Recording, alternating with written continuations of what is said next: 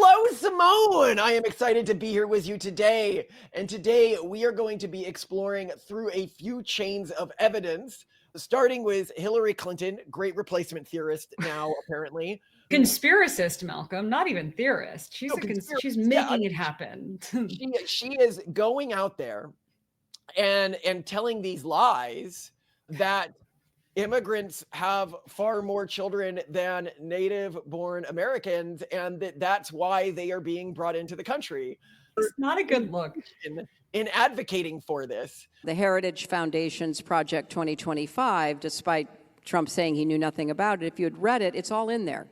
It's all in there. Return to the family, the nuclear family, return to being a Christian nation, return to, producing a lot of children, which is sort of odd because the people who produce the most children in our country are immigrants, and they want to deport them. So none of this adds up. But, one of the reasons why our economy did so much better than comparable advanced economies across the world is because we actually had a replenishment, because we had a lot of immigrants, legally and undocumented, who had a, larger than normal, by American standards, families. And she even points out illegal and legal immigrants. So you're not like, oh, maybe she just means legal immigrants. No, she's explicitly like, we are doing okay demographically because we, the Democrats, got you guys so many illegal immigrants, and they're having way more kids than the native population, and that's why we brought them in.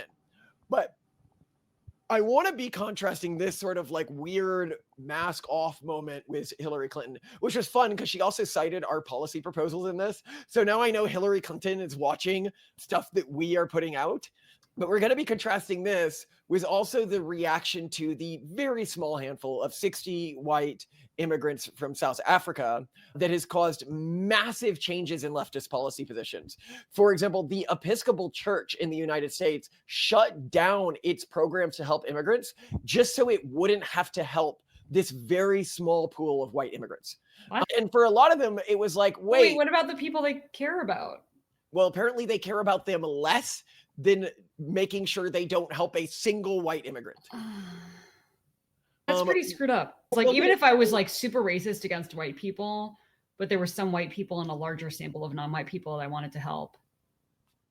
I don't know. Like, I mean, we see now the way they would respond. They'd say, we won't do it. We won't help out of principle.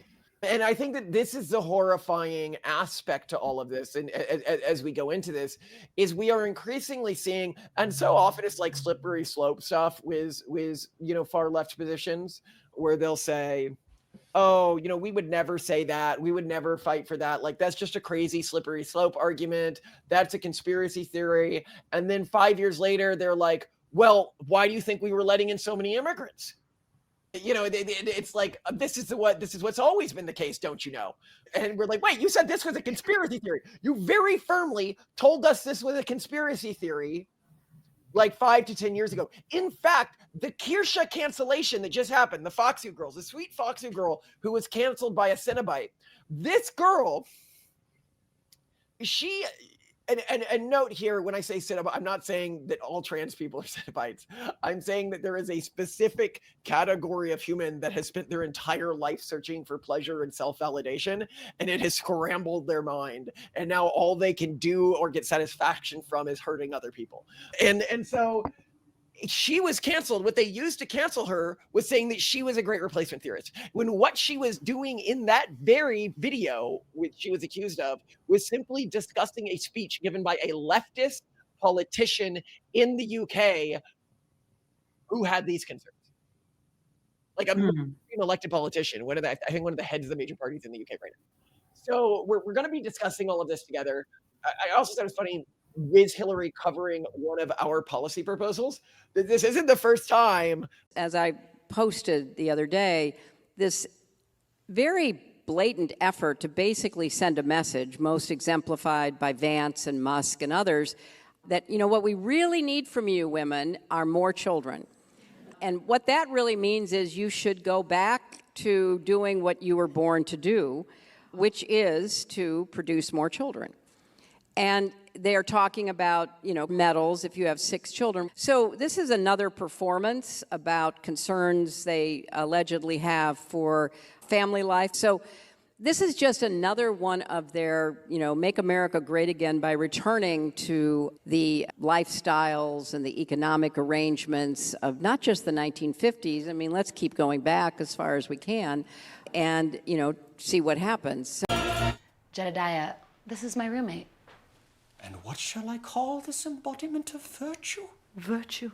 Come again? Virtue, obedience, Hawkins. Good name, no doubt. Names do not carry us to the Golden Gates, for certain. No doubt. We're gonna have a bonfire out back, eat some s'mores. Your thirst for some more will ultimately give you some less. And you will be consumed upon the bonfire of vanity. We're just gonna leave you two alone. I am never alone in the company of men. Come in, silence. Sage choice, which will make our gathering a blessed evening. I will be gone by evening. Those who court when the sun descends court the devil's design, for certain. Ah, yes. People may not know this deep lore, Malcolm, but Bill Clinton actually gave a speech about me a few decades ago, over probably 3 decades ago about at this point. But it was at this event called Renaissance Weekend, which was this like exclusive event for influential people. And my dad was attending. And so I go, and so all the kids who go have to give a speech to rooms full of famous people. And so I go and give a speech, and there was a cardinal in the room, and the speech that I had given and that everyone else had given on the kids panel was on the country, like states. Like each of us chose a state and we researched it. It was a very kid project. Anyway, so this cardinal, big muckety muck, comes up and he goes, "What do you think God is, or what do you think God is like?"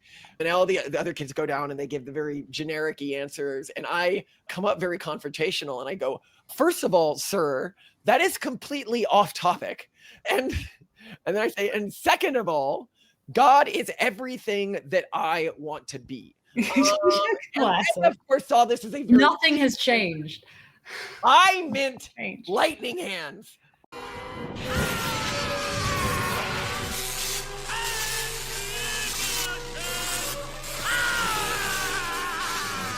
I wanted Palpatine powers.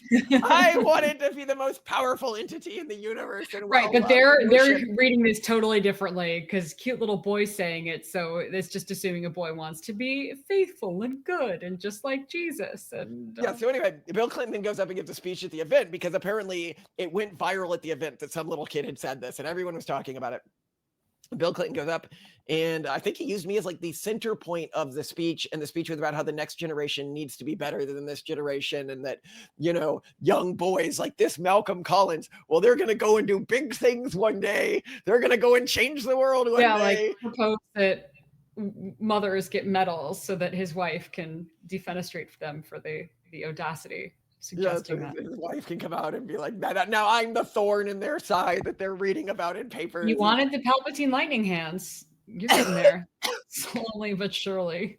I am force torturing them from afar. That is why we invite the press over. That's why we're doing this. It's just to torture the Clintons. Oh my god. But it is great. It is great. Okay, so first, before we go into the South African thing, because I think this is really telling, what were your thoughts on hearing this Clinton speech? I was surprised because immigrant fertility levels just plummet after they come to the United States. The only immigrant fertility level that goes up, from my understanding, is South Koreans, because they plummet based on their native country's fertility often, but in many cases historically. Now, keep in mind, in Latin America today, I'm pretty sure now over half of Latin American countries are well below the U.S. in terms of TFR. Higher fertility rate, but historically they were higher fertility rate, and a lot of immigrants came from historically. Well, and I think a lot of older generations just stick with stats that they've read 15 to 20 years ago. So yeah, I mean, maybe she's just running off of information she knows. It also makes me think about recent information that's come out of Doge, where they've, in doing basically small audits and samples of either asylum or illegal immigrant populations, finding that some have indeed voted, just makes me feel like there was a little bit more of this. Yeah, we really are just going to bring in immigrants, illegal or otherwise, and then ingratiate them to us and use that to gain a majority of the voting populace in the United States. And that the expectation was that they would be high fertility. The expectation was that they would be Democrats and that would help the Democrat cause. Well, So they said this very explicitly. You saw a lot of gloating of the Democrats. It's, oh, well, you know, the white voter is going to become the minority voter, and demographics are changing. And by this, they meant, you know, more minority voters, and that is going to make them the forever party. And what they didn't expect, but every Republican ever always said, is that the Latin American vote is coming to the right. And in the last election, you know, over 50% of Latin American men voted for Trump, right? Like the vote has moved extremely to the right. And they always should have expected that. I think one of the things that Dems get so wrong about Latin Americans, because they view them through a racist lens of being a single culture, the Latinx mythical culture, is they don't understand how much Latin Americans are racist against other Latin Americans that aren't their particular country or background. Which we were horrified to discover when we when we bought, so our Miami. company, almost everybody who works with us is Latin American, and we regularly, because inter-Latin American country racism is tolerant and normalized, like, oh, you're a Cuban, oh, you're a Venezuelan, oh, you're a whatever, like, you must be like X, Y, and Z, or you can't handle this type of task. And so we have to deal with that, and it's very hard for us to deal with without ourselves crossing. Well, here's the weird thing. I was just listening this morning to someone talking in a podcast about how they grew up in a kind of colorblind environment, but it was one in which then everyone in his very diverse friend group growing up, like, would use racial slurs all the time.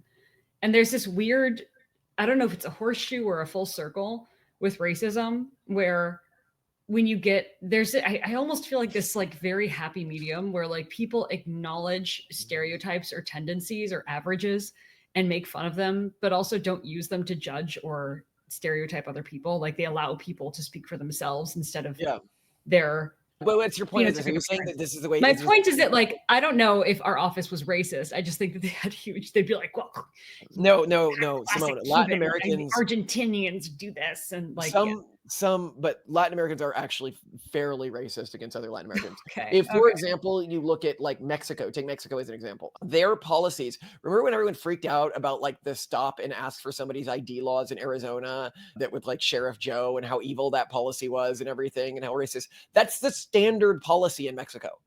for the way they treat other Latin Americans. Like, and in the US, this policy was seen as horrifyingly racist.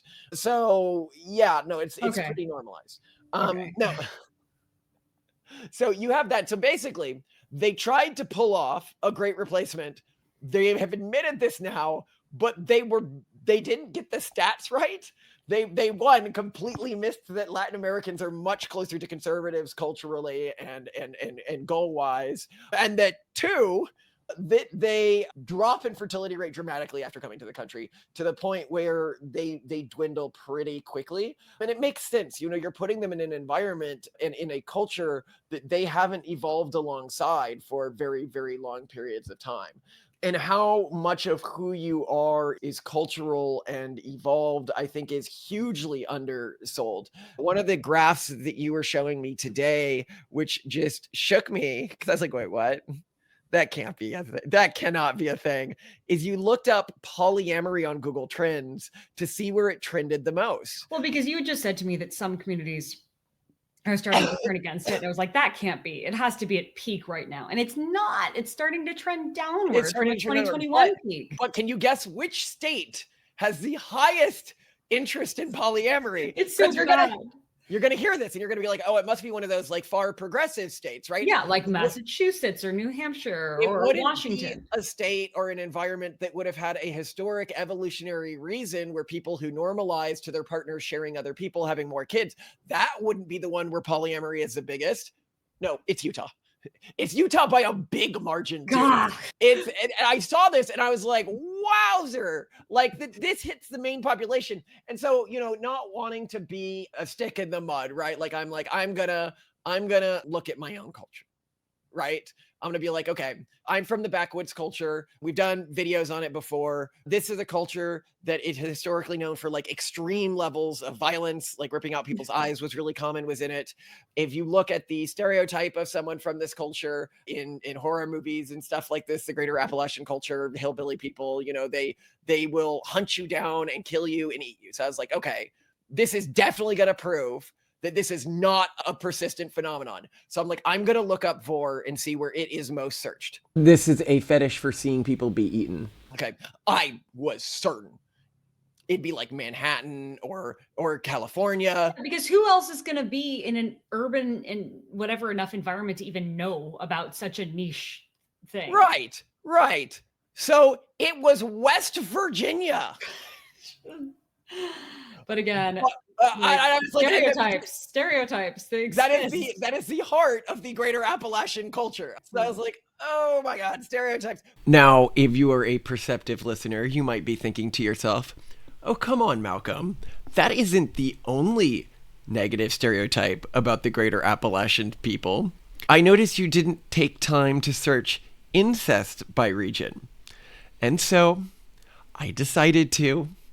And yes, West Virginia and the greater Appalachian region has the highest search rates for incest as well. Two very important notes here. This is not to say that the majority of people who are Mormon ancestry are into their partner sleeping with other people, or the majority of people who have backwoods ancestry are into, hunting down and eating people or incest. This is not to say I am into one of these things in the same way that a Mormon could find this interesting and cover this without being into it themselves. We're just saying that the rates are slightly higher in these regions, and we were able to predict, just guessing, okay, where would there have been evolutionary pressure for these unique arousal patterns? And then we did the searches and it came up. It's not like I did the searches and then I put the data onto it.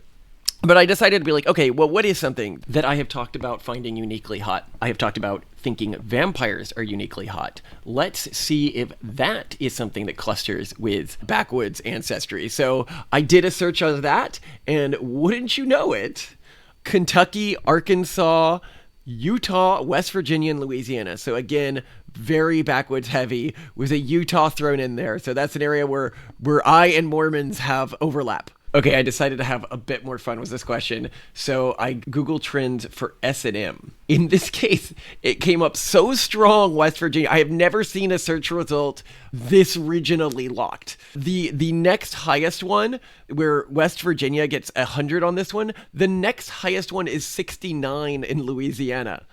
Okay, I can't just be picking on my own people and Mormons here. So let's look at which search term is uniquely high in Catholic states like California and Texas. Well, here you have NTR. If you don't know what NTR is, which translates to being cheated on, specifically arousal that arises from the emotional distress of being cheated on, which would contrast it with something like polyamory as an arousal pattern. As to what evolutionary pressure could have caused this, I have literally no idea. That said, it doesn't seem to overlap with the general Catholic population, just the Latin American population. In fact, you can see that the NTR search term has an almost perfect overlap with the percent Latin American a state is. Okay, here's a fun one. Guess what is uniquely concentrated in the Cavalier or Deep South cultural group? Search results for the term scat, which is what somebody would be searching for if they had a poo fetish. I wonder why that is. So I hate that I'm the one who confirmed this. My cultural group is apparently, literally and actually, murderous, incestuous hill people. And again, I need to clarify, this is not me saying I have any of those arousal patterns, or that the average person from this cultural group has these arousal patterns. It would still be the minority of people within this cultural group, just slightly higher than in other cultural groups. Hello, officer. We have had a doozy of a day. A real doozy. There we were. Yep.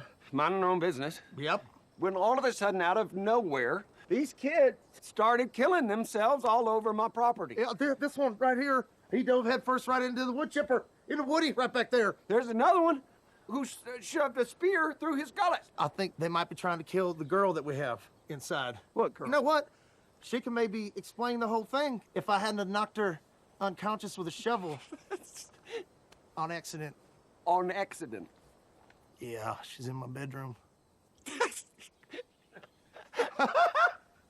But the point I'm making here is people's proclivities do co-evolve with a culture that they're in. And if you take somebody from one culture and you pick them up and you plop them in another culture, this is also why in the video where we pointed out, why doesn't Christian work for East Asians? And in that video, we point out that despite the low fertility rates you see within Buddhist and Confucian culture, in Korea, for example, Christians, both Protestants and Catholics, have a lower fertility rate than Korean Buddhists or Confucians. And it's the same with Japanese. When we go across the region, we said that this is a very persistent phenomenon. And it only makes sense. Worse, when we take in immigrants, we often put them into fertility shredders, like the centers of large cities. So they have incompetently handled this. We are not great replacement theorists because I do not think it worked, but I do think that some people thought this was going to work. Not to keep in mind, I don't know if it was intention to like replace the white population. I think the goal of this was to get a voter bloc that they thought they could control and manipulate. Yeah. And they just catastrophically effed that up. As I've also pointed out, because we're very close with the Latin American community, a lot of people don't know why the Latin American community went so far right so quickly. One of the big reasons was, if you look at the LA riots, you know, today, for example, Korean immigrants are famously pretty right-leaning compared to other Asian groups. Fun fact, the only Asian group more conservative than Koreans is Vietnamese. And one of the things that happened to their early communities in the United States is during the LA riots, you know, they were a recent and poor immigrant group at the time. And so their communities were around the Black communities. And so they were the businesses that were targeted. And this is where you get the famous, you know, Korean rooftop sniper. In the recent, while you wouldn't have heard about this on the news, the communities that were being burned down and the businesses that were being burned down were predominantly Latin American in these recent riots. And they did not go into the white neighborhoods, really. They were just going to the adjacent neighborhoods that were easy to target. And while the news may not have covered this, Latin Americans transmit news and information about the world through extended family networks, and all of them know about this. Like most Latin Americans I know have a family member who lost everything because of that, and they saw how both the liberals covering this up and the liberals not caring and cheering for this. You know, it's Tim Waltz saying, you know, his wife smelled the fires of, you know, like, oh, this is a great day during the burnings. Those fires were likely first generation immigrant businesses burning down. You know, that's what you were smelling. And you know, like one of those games where you make a choice in those old Telltale games and it goes, they will remember that. Popped on screen when she did that. They will remember this. So I think that it has been incompetently handled and it didn't achieve what they wanted it to achieve. Yeah. Now, if I go to this other thing that I thought was even more interesting, because they've come more out about this whole, no, it wasn't about immigrants for us. It wasn't about anything like that. It was about specifically non-white immigrants, right? Yeah. So here you have the Episcopal Church through its Episcopal Migration Ministries, EEM, announced on May 12th, 2025, that it would end its nearly 40-year partnership with the U.S. government for refugee resettlement. And this is just because for the first time in at least a very long time, we have a program for white refugees coming from South Africa. Yes. So this decision was made in response to federal directives to resettle white Afrikaner immigrants from South Africa. So this was only 60 people that they had to resettle. We'll get into it. You know, there is an active genocide going on in Africa against them right now, you know, and the excuse that they used is they said, well, these refugees shouldn't have gotten a bump over other refugees who have been waiting in the system. And I'm like, then why were you okay with the illegal immigrants? Like, clearly they cheated the system. Why were you okay with them? And the answer is because that's not why they're mad about this. They're mad about this because these individuals are white and because it highlights. Well, and because Trump chose them when he is deprioritizing a whole bunch of other immigrant groups. He's not deprioritizing. Well, he is slowing down other immigrant, you know, coming here. Come on, Malcolm. Yeah, let's be honest.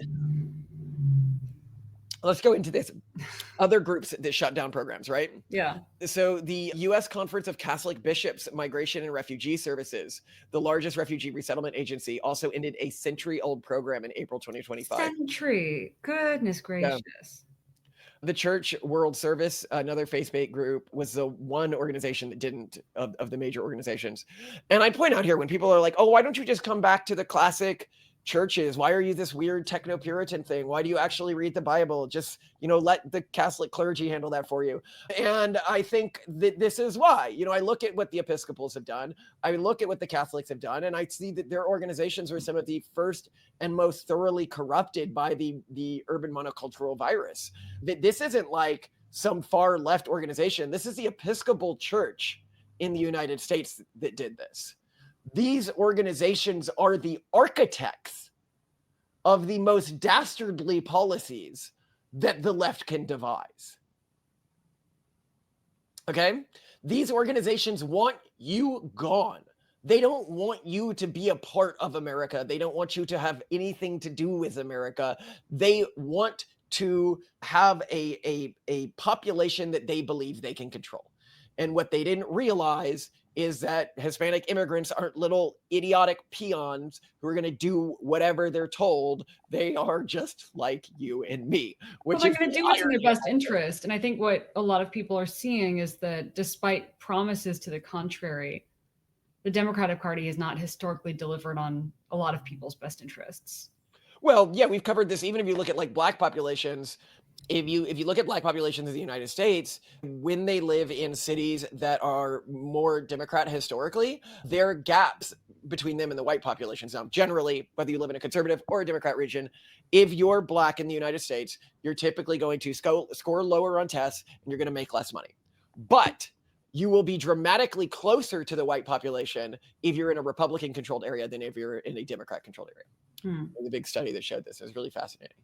Now, what did this organization that the Episcopal, because I find it ironic just how many people who they said they cared about they were willing to hurt just to spite 60 white people. That's what really gets to me is you let that go. But I think it's not just racism, Malcolm. I think it's also Trump derangement syndrome. It's okay, well, now that you've gotten involved in this, I have nothing to do with it. I'm dropping it. I think racism is the bigger part, but we'll talk about that in just a second. Let's talk about what the organization did. Episcopal Migration Ministries, the refugee resettlement arm of the Episcopal Church, facilitated the resettlement of refugees in the United States for nearly 40 years. Their work included receiving refugees assigned by the government, providing initial support such as housing, food, and clothing, offering case management, job placement assistance, English language training, and cultural orientation. That's awesome. I wonder what their cultural orientation looked like. I mean, it's a church thing. This is how they get. Oh, no. If these are organizations that are freaking out about this, I'm sure a bunch of crazy trans whatever had gotten into these organizations and was brainwashing these people's kids. We see this over and over again with the stuff that's coming out of that organization that they shut down, whatever it was, American Aid, right? I would be very surprised. But this is the Episcopal Church. Their job is to get more. And what I'm saying is this is the Episcopal Church, and they shut all of this down over just not helping 60 white people. They were clearly very, very far down this particular spiral. Perhaps you're right. Operating through a network of 12 affiliates across the United States and Florida. Now, I was trying to get how much money had the government given the church to do this.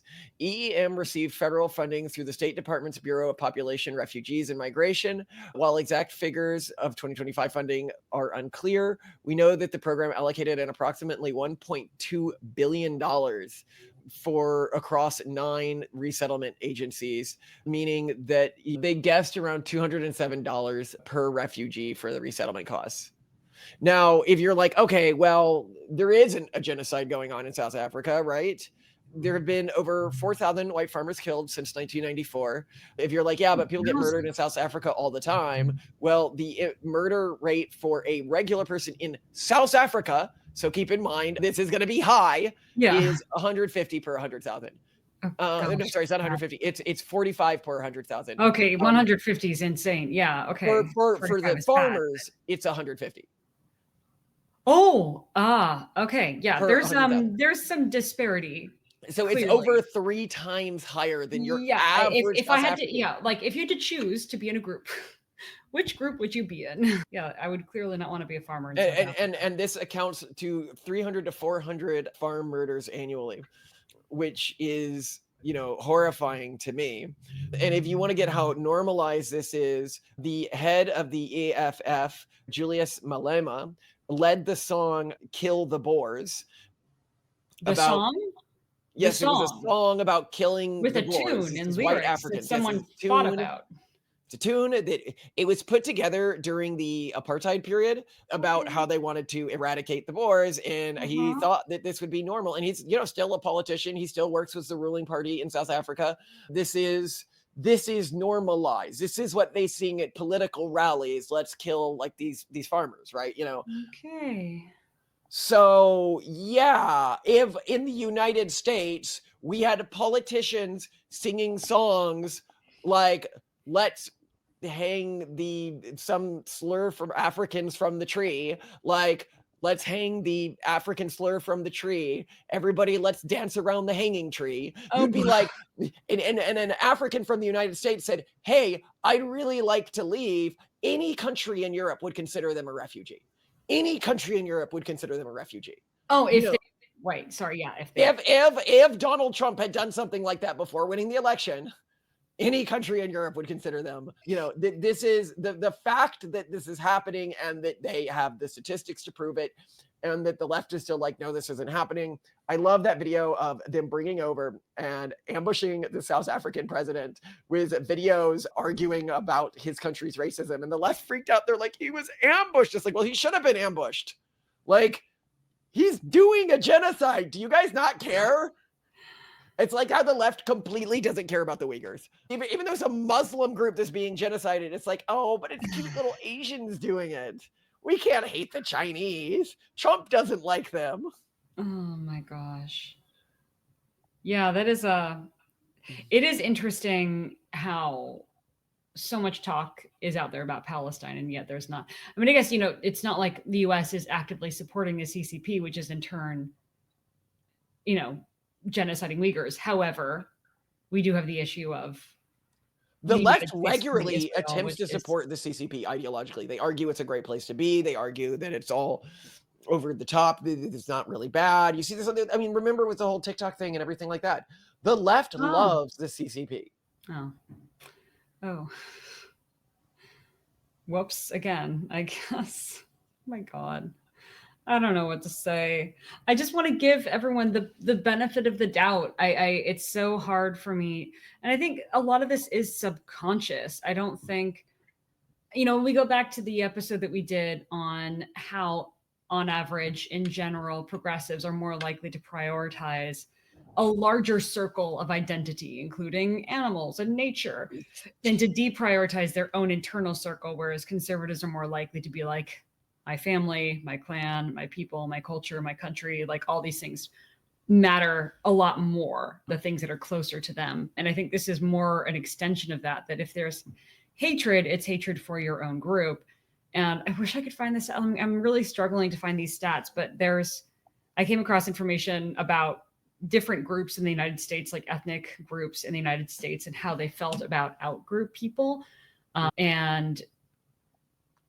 Like the only group that hated their own in-group more than everyone else. So everyone else is like really cool and chill with others, which was great. White people appeared to just hate their own. Like that was where the bias was. So like in general, my takeaway from this research was a lot of different, like there isn't a lot of out-group hatred with pretty much any ethnic group, but there is in-group hatred with white people. Yeah, and like I was pointing out was the like polyamory thing and stuff like that. The other fun thing that we've noted about Mormons is that they do a lot of like swinging compared to other groups, and we have another episode where we talk about that in more detail. Most likely because you had this genetic selection effect was in that culture. And when we talk about, you know, aggregate differences between cultural groups, they are persistent. They do matter between white groups. There is not a white population. I was just talking with Simone about this again yesterday, and how sometimes it feels like when we are trying to relate to people from different white cultural groups, they feel almost like a different species. Like I cannot begin to imagine the way that they're perceiving the world or the things that are driving their actions, because they seem so foreign to me. Yeah. Well, just like there is not a Black population. I mean, as you pointed out many, many times in the past, different groups in Africa have more genetic distance from each other than most non-African groups, right? Specifically, Europeans and Asians are closer together than most Africans are. Yeah, so like for us to make this monolith of you're Black, you are white, right? But especially you are most Black, people, most people who are educated are aware of that. Like, dude, I didn't know that. That blew my mind. What a lot of educated people are not aware of is how different white groups are, even American white groups, in things that, you know, you can see in trend data. You can see this in unaliving rates, as we've shown. You can see this in murder rates, as we've shown. Like if you look at the Greater Appalachian Cultural Region, for example, as well, really high murder rates if you can control for cities, where cities also have high murder rates. But if you control for cities, there you see like really unusually high murder rates. But it's like, why would you have this predilection for like ultra violence within this cultural group?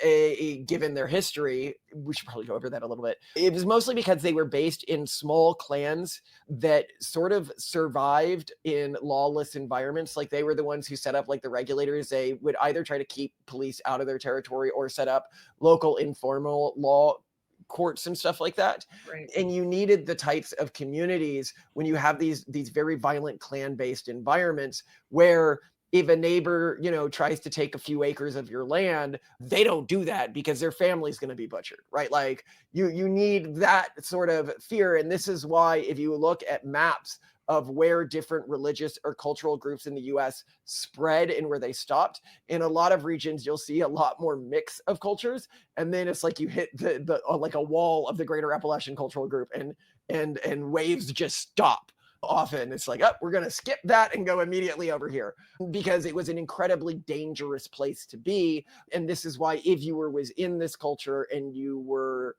squeamish about this sort of stuff, you would have survived at the same rate, which it means that you're going to see things differently. And as I pointed out, Catholics, and I see this when I talk to Catholics, they so structurally see things differently that sometimes I even struggle to have like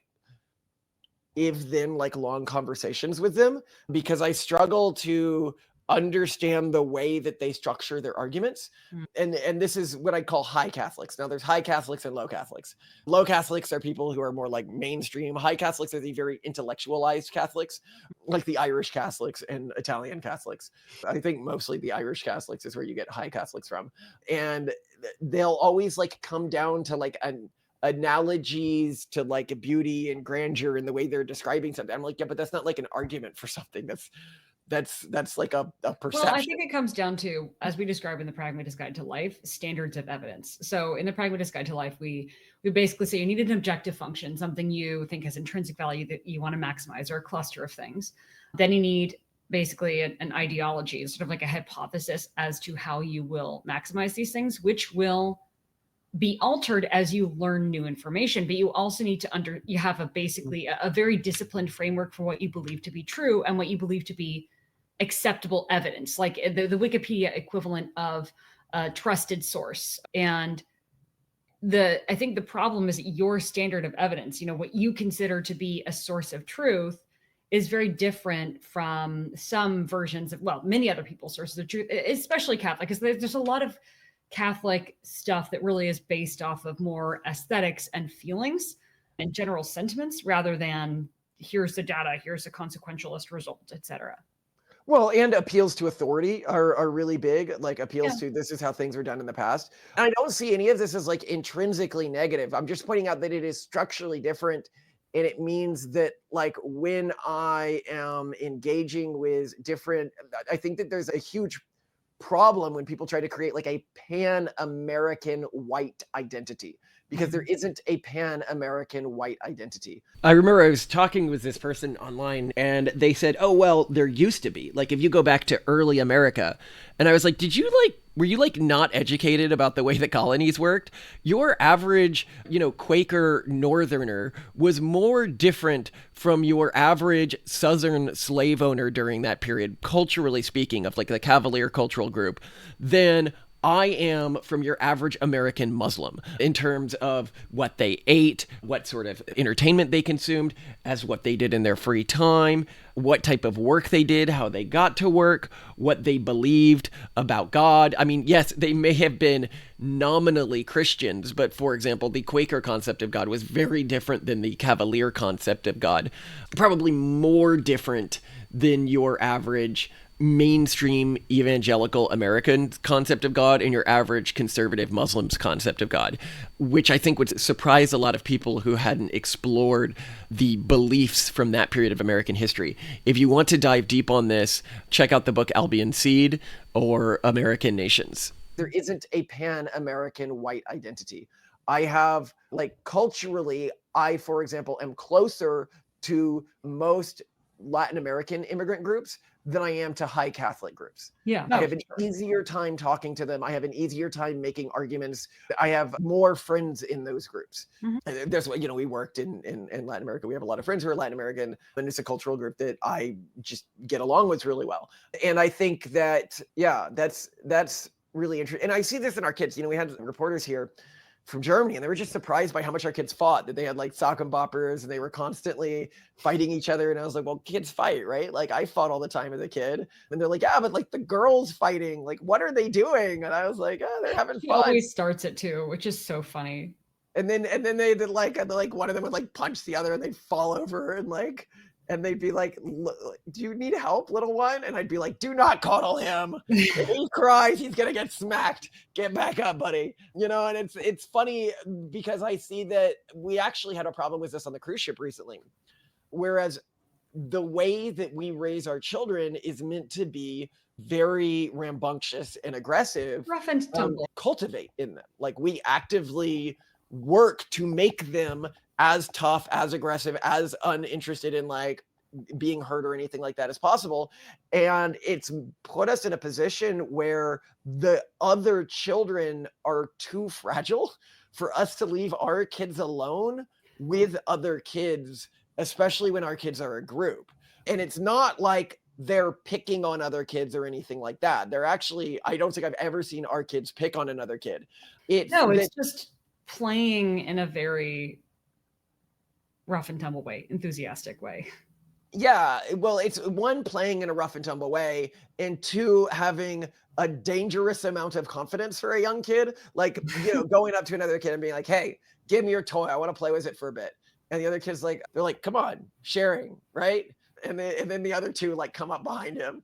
And he's like, yeah, sure, you can play with it for a bit. And then he goes and like cries to his mom. It's like, dude, if you didn't want to give it up, then don't give it up. Push them away. That's what our kids would have done. They don't like go up and snatch things from people or anything like that, but they definitely are. They know what they want, right? Or they'll climb on top. We kept getting in trouble on the cruise ship because they kept climbing on things or climbing under things. And of course, like, we've built our house so that they climb on things, right? Like that. I wanted. Yeah, unfortunately, we've fortunately or unfortunately trained our children to climb on all. And if you look at videos from when I was a kid, remember I told you of the stories of me climbing up the side of my house and always getting in trouble with the neighbors on the vines. And we found in an old video she was just watching videos of like my parents interviewing my granddad. And then out of the blue, you see me climbing up a second story window, like looking in and waving as a 5-year-old. Rig shut down. They needed some parts for it. Granddaddy, Through customs. you're being paged, Granddaddy. Hi! With their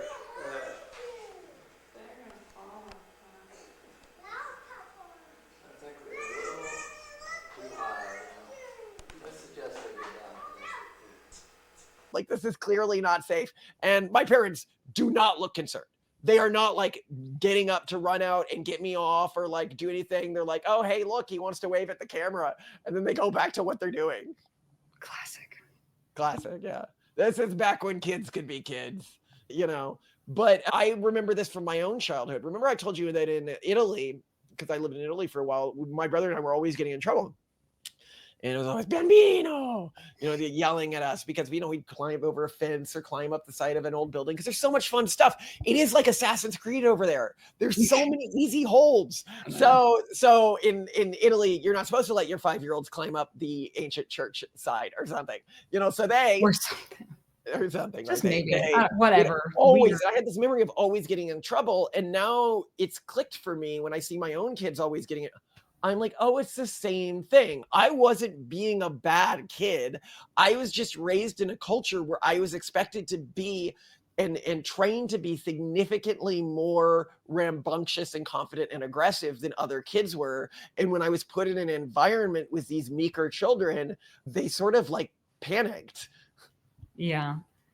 Or their parents did not want to go out anymore because they're so fine at home. It doesn't cause any trouble. They're happy. But they're not good. being bad in public either. Well, they're going out and doing their own thing. Like when I get in trouble, they're like, well, one of your kids left the park and is playing in the field. And I'm like, why is it wrong that he's playing in the field? Why do I have to force all the kids to play on the park? And they're like, I'm like, he's not going to die. Like, let him do what he wants. Yeah. So what is, we've got Hillary Clinton. Like what are we taking away from all my this? thesis here is that I think that I won't say that great replacement theory is real. So if anybody takes this video and says Malcolm is arguing for great replacement theory, I am not, because I don't think that was the intention. I think that there was an intention to allow demographics to shift. I think, as Hillary said, that the left saw immigrants and a believed higher birth rate within immigrants as a pathway towards fixing demographic collapse. They knew that falling fertility rates were an economic issue, and they thought that they could fix it with immigrants. And if you look at other things they said, they also thought that the immigrants would vote for them. And so they saw this as useful from both perspectives, fixing an economic problem and also fixing sort of an existential demographic problem. Mm-hmm.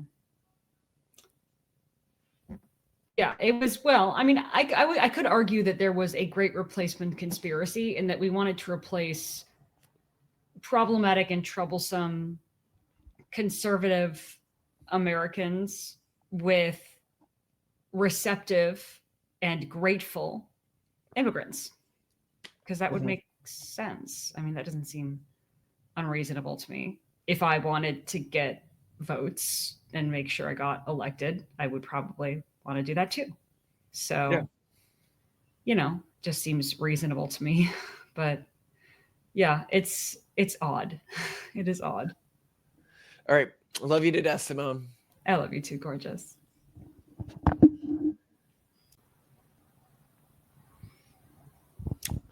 All right, Simone, after 3 days of reporters raiding our house, German news team for, what was it, Korea, Japanese, and then German before that, we did a bunch of screeds about how we're happy the Germans are going extinct and Muslims don't ban IVF like they do. So, we gotta see if we can get something viral out of this.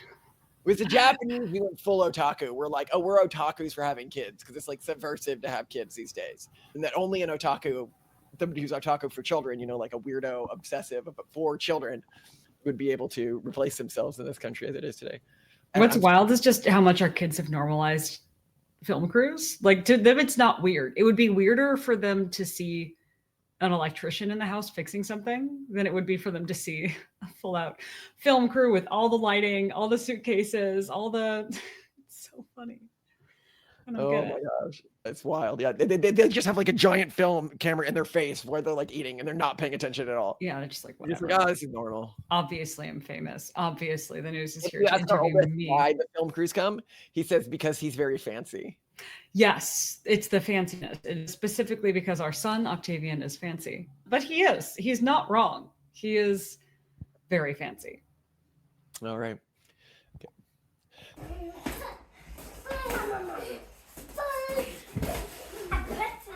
You bopped him with the soccer bopper.